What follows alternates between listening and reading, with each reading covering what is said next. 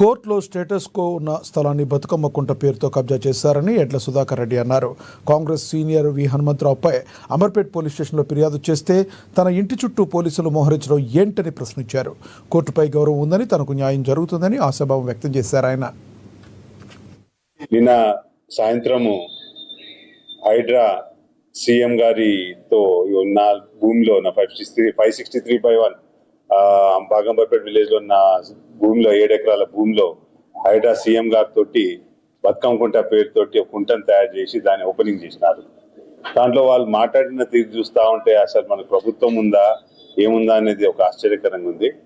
దాన్ని క్లుప్తంగా చెప్తాను, ఎందుకంటే ఇంతకుముందు ఎన్నో నేను ఆల్రెడీ చెప్పినాను. కోర్టులో కేసు ఉంది, కోర్టులో కూడా వాళ్ళు స్టేటస్ కో ఇచ్చినారు, అండర్టేకింగ్ ఇచ్చినారు. నా ఇంట్రెస్ట్ లో వాళ్ళు ఇన్వాల్వ్ కావమని హైడ్రా రంగనాథన్ గారు అఫిడవిట్ ఇచ్చినారు. ప్లస్ వాళ్ళ కౌన్సిల్ అండర్టేకింగ్ ఇచ్చినారు. ఆ బేసిస్ పైనే హైకోర్టు కూడా స్టేటస్ కో ఇచ్చింది.